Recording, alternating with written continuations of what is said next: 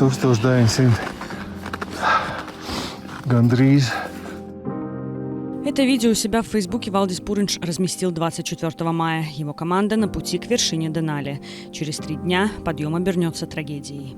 Es esmu redzējis arī nāvi kalnos, bet nekad savā команdā.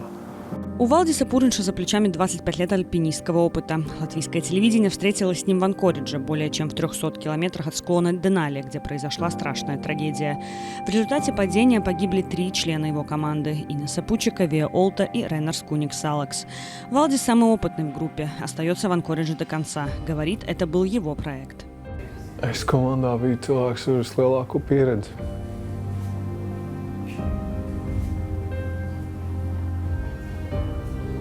Viss. Līdz ar to manas sajūtas ir...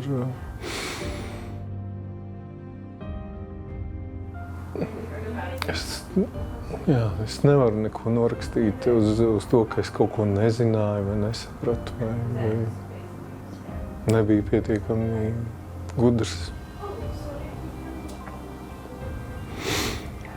Команда – опытные и сильные альпинисты. С Инесой и Эдгарсом Валдис знаком давно. С Ви, Реннерсом, Мартиншем и Гунтисом познакомился позже. Денали известна как требовательная и сложная гора, прежде всего из-за сильных морозов и суровых условий. Tas komandas kodols bija Inese, Edgars un es. Tie, kas bija piedalījušies tajās 7000 ekspedīcijās. Un tad kaut kā piepulcējās tie cilvēki. Inese bija ar Mārtiņu kāpusi kopā. Un tad Vija, viņa bija pirmā, kas vienkārši uzrakstīja e-pastā. Viņa jautāja, vai viņu ņems komandā. Un viņa aizgāja īpaši trenēties, mācīties tehniskās lietas. Un viņa bija ārste, kas ir, protams, zobārste, bet kas ir ļoti, ļoti milzīgs pluss komandai, ka mums ir savs ārsts. Tuvojamies 3. nometnei. Smagi, bet skaisti. Количество участников группы устанавливалось таким образом, чтобы в кризисной ситуации было на кого опереться. Es teiktu, nopietnā tādā augstkalna ekspedīcijā 6 cilvēki ir ļoti labs cipars, 8 cilvēki ir ideāls cipars. Tāpēc, ka ja kādam kaut kas notiek kalnos, lai tu vienu cilvēku aiznestu kaut kur prom, piemēram, kāds salauž kāju vai kaut kas tāds notiek, tad ir vajadzīgi 6 cilvēki. Un tas arī ir tas, kas šajā gadījumā mums komandā bija 7 cilvēku uz kalna, bet 4 cieta. Un reāli mēs trietā, mēs izdarījām, ko varējām, lai viņiem kaut cik palīdzētu. Mēs bijām izgājuši to grūtāko ceļa gabalu, bīstamāko ceļu posmu un sākām iet mazliet ātrāk, ievērojām, ka mēs drusku aizsteidzamies priekšu otrajai sasaitē un apmēram 50 vai 100 metru attālumā apstājāmies viņus sagaidīt. Un tad mēs dažas minūtes gaidījām, un tad mēs ieraudzījām, ka viņi krīt.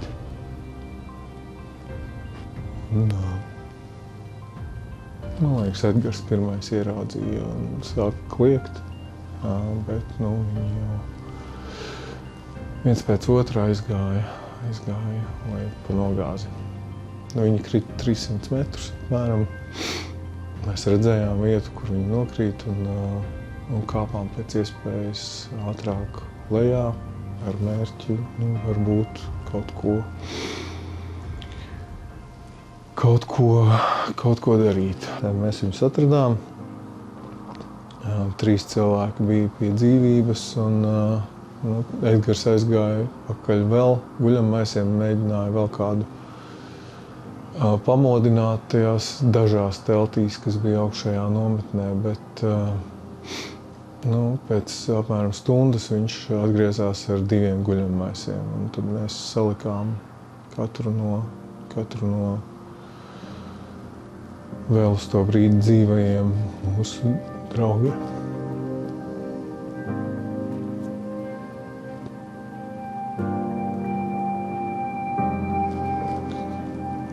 Salikām viņus.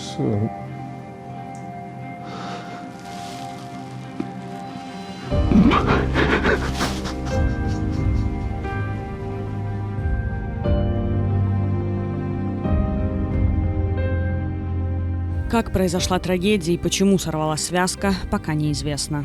Nu, jā, protams, tas būs jāanalizē visa tā informācija, nu, kas varēja būt tie iespējamie iemesli, bet tas būs jau stipri vēlāk. Un es, ja man ir tāda iespēja lūgt visus, tad kamēr visa komanda nav atgriezusies, lūdzu apturiet konspirācijas teorijas, visādus skaidrojumus, stulbus un gudrus sociālajos tīklos vienkārši.